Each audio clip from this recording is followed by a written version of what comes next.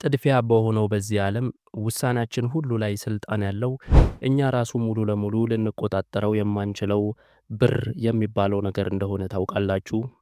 ብር። በትክክል የማወራው ስለ ገንዘብ ነው። ብዙ አቅምና ኃይል ቢኖረውም ከእጃችን ላይ ግን ልክ በኖ እንደሚጠፋ ጉም ነው። ገንዘብ ወረቀት ብቻ አይደለም፣ በዕለት ተዕለት ሕይወታችን ውስጥ አብሮን የተሳሰረ ነገር ነው። እና ይሄው ነገር ማን ምን ማግኘት እንዳለበት፣ መቼ ማግኘት እንዳለበት፣ እንዲሁም እንዴት ማግኘት እንዳለበት ይወስናል። በየእርሻ ቦታዎች ያለው ገበሬም ይሁን በአዲስ አበባም የቴክኖሎጂ ቢዝነስ የጀመረ ወይም ሰፋ አድርገን ስናየው ደግሞ በኒውዮርክ ያለው ኢንቨስተርም ሊሆን ይችላል። ሁሉም በዚህ ገንዘብ በተባለ ነገር ይቃኛሉ። ግን ብዙ ገንዘብ ማከማቸት ወይም መያዝ እንዳሰብነው ጠንካሮችና አይበገሬዎች ያድርገን ይሆን? እኔ ጠይቃለሁ። ወይስ ትክክለኛው አይበገሬነት በሠራነውና ባፈራነው ሁሉ ላይ እርካታ ማግኘት ስንችል ይሆን? ሀገራችን በባህልም በታሪክም የበለጸገች ናት። ስለዚህ ከገንዘብ ጋር ያለን ግንኙነት ዕድልም ትግልም ሊሆንብን ይችላል። ሁሉም እየተፎካከረ ባለበት በዚህ ዓለም ሌላ ለማግኘት ደግሞ ሲነጋ መሮጥ ደስታን ያመጣልናል የሚለው ነገር ጥያቄን ያስነሳብናል። በዚህ ዘገባችን ገንዘብ ምን ማለት እንደሆነ፣ ማብቂያ የሌለውን ሀብት ለማግኘት መሮጥ ትክክለኛው ኃይላችን ወይም እረፍትና ደስታችን መሆኑን እንፈትሻለን። እውነት ነው፣ ባለጠግነት ከሁለቱ በአንዱ ላይ ያርፋል።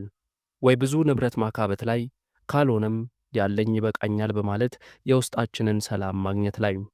ያው ሁሉም ባይሆንም ብዙ ሰው ግን ያለውን አስቀምጦ ያልያዘውን ሲያስብና ሲያባርር በገንዘብ የማይተካውን የውስጥ እረፍቱን አጥቷልና።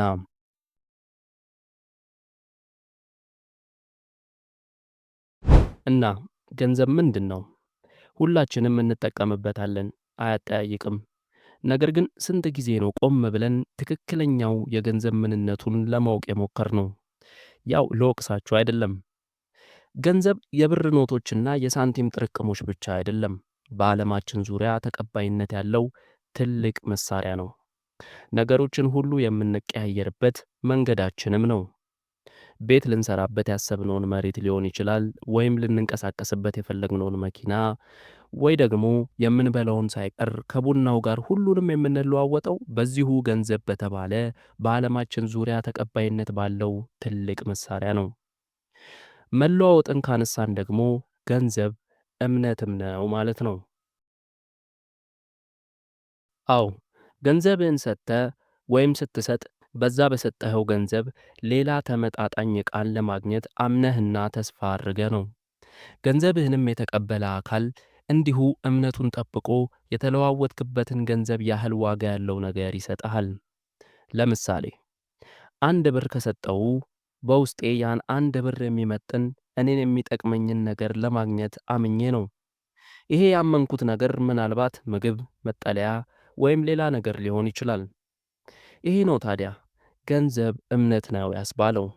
ይህም የገንዘብ ባህሪ ነው፣ ትክክለኛው የገንዘብ ኃይል። እርስ በእርስ ግንኙነቶችን፣ የምንተዳደርበትን ሥርዓት እንዲሁም ኢኮኖሚውን ሳይቀር ይፈጥራል፣ ይቀርጸዋል፣ እየገነባውም ይኖራል። ግን ይሄው አሁን ያወራነው የገንዘብ ኃይል ደስታን ይሰጠናል ወይስ መቼም ልንሞላው የማንችለው በውስጣችን እንደ ገደል ያለውን ፍላጎት ዕድሜ ልካችንን እያሳደድን እንድንኖር ያደርገናል? ግልጽ ነው፣ አይካድም። ገንዘብ በዓለማችን ዙሪያ ኃይል አለው። ግለሰቦችን፣ ቤተሰቦችን፣ ንግዱን፣ ሀገራትንም ሳይቀር ይቀርጻቸዋል። አሁን ለምሳሌ በሀገራችን ነገሮች እየተለዋወጡ ነው። ዕድሎችም አሉ፣ እንዲሁ ደግሞ ተግዳሮቶችም አይጠፉም። ዓለማችንን ደግሞ ስናይ የመጡበትን መንገድ ሁሉ ወስኗል። ትናንሽ ገጠራማ መንደር የነበሩት ወደ ትላልቅ ሀያላን ሀገርነት ለውጧቸዋል። ምን? ገንዘብ። ልክ እንደ አሜሪካ፣ ቻይና እንዲሁም ህንድ ያሉ ሀገራትን ማለት ነው። እስቲ በሀገራችን ማለትም ባለንበት ከተማ ዙሪያችንን እንቃኝ። እጅግ ሀብታሞችና ትልቅ ተጽዕኖ ፈጣሪ የሚባሉ ሰዎች ገንዘብ ይኖራቸዋል እና እነርሱ ይህን ገንዘባቸውን የብዙዎችን ሕይወት የሚነካውን ውሳኔ ለመወሰን ይጠቀሙበታል። ይሄ በሀገራችን ብቻም አይደለም፣ መላውን ዓለም ማየት እንችላለን። ፖለቲካም በሉት ንግድ፣ ካልሆነም ሚዲያው ሁሉ ላይ ኃይል በገንዘብ እጅ ነው። ገንዘብ ፖለቲካ ላይ ተጽዕኖ ያደርጋል፣ የብዙዎችን ሐሳብም አንድ ጊዜ ያስቀይራል። እንደውም ሀገራዊ ትላልቅ ጉዳዮችን ሳይቀር ይመራል። ከአሜሪካ እስከ ቻይና በሀገራችንም በተነሱት የተለያዩ መሪዎች ጊዜ ገንዘብ ትልቅ ድምፅ ነበረው። ግን እውነታው ይሄ ብቻ አይደለም። ሌላኛውን ገጽ ስናይ ደግሞ አንዳንድ እጅግ ተጽዕኖ ፈጣሪ ሰዎች ደግሞ አሉ። ሀብታሞች አይደሉም። ከሰው ጋር የሚግባቡ ማኅበረሰቦችን የሚገነቡና ባላቸው ንብረት ሚዛንን ጠብቀው የሚኖሩ አይነት ሰዎች ናቸው።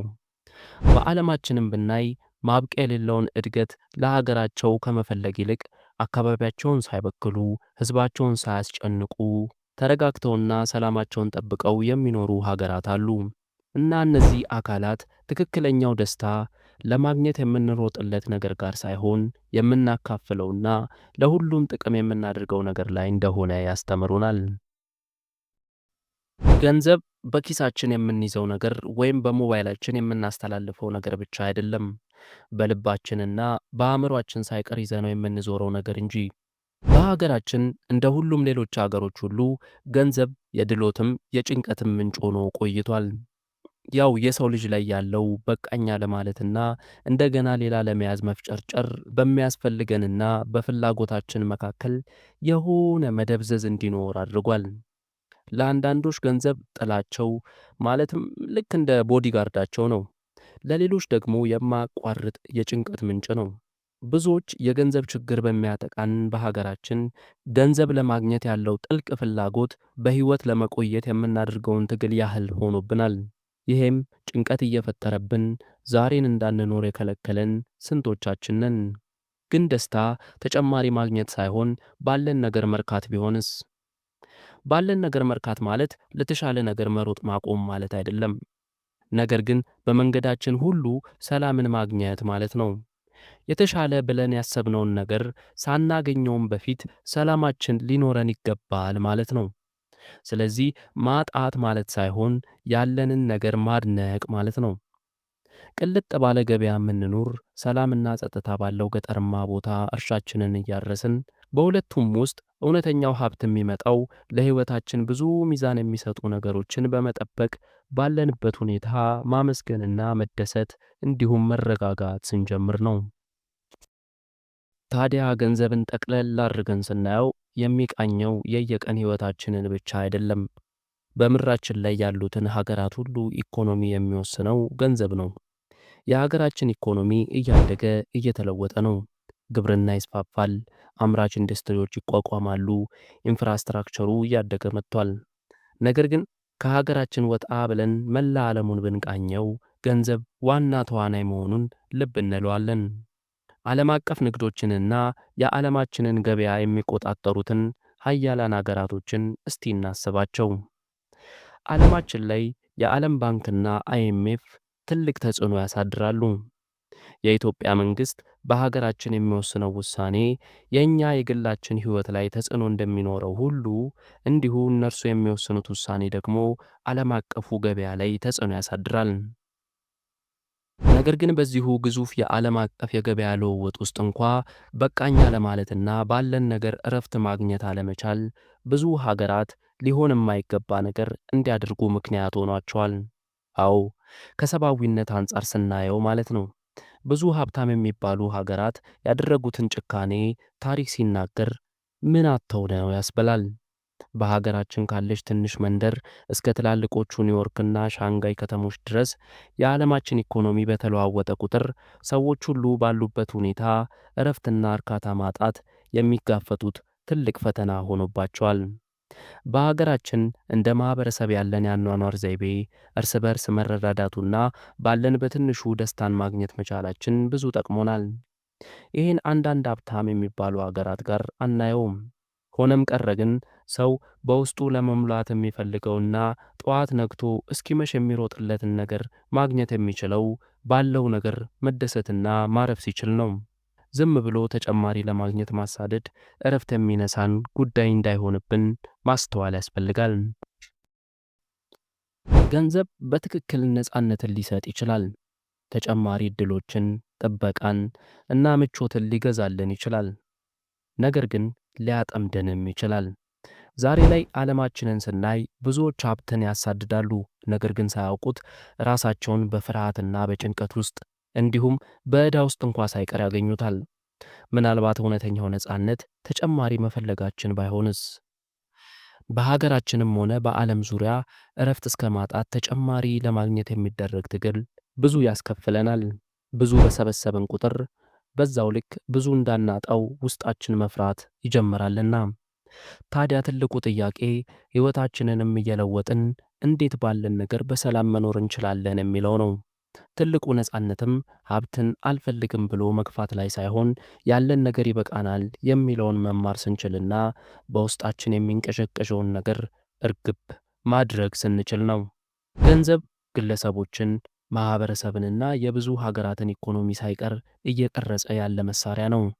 ነገር ግን እንዴት እንጠቀመውና በሕይወታችን ምን እናስቀድም የሚለው ነገር ሚዛን የሚደፋ የመኖር ጥበብ ነው። በኑሯችንም ሆነ በሌላ ነገር እንዲሁም በራሳችን ስሜትም ላይ እውነተኛ ሥልጣንን ማግኘት የምንችለው ምናልባት ያለኝ ይበቃኛል የሚለውን ጥበብ መማር ስንችል ይሆን? እስቲ ሐሳባችሁን ኮሜንቱ ስር አስቀምጡልን። ቻናላችንን እስካሁን ሰብስክራይብ ካላደረጋችሁ አሁኑኑ ሰብስክራይብ አድርጉት። ብዙ ጠቃሚ ስንቆችን ታገኙበታላችሁ። እኛ ገንዘብን እንዲሁ በትንሹ ዳሰን እዚሁ ጋር አበቃን። በቸርን ሰንብት።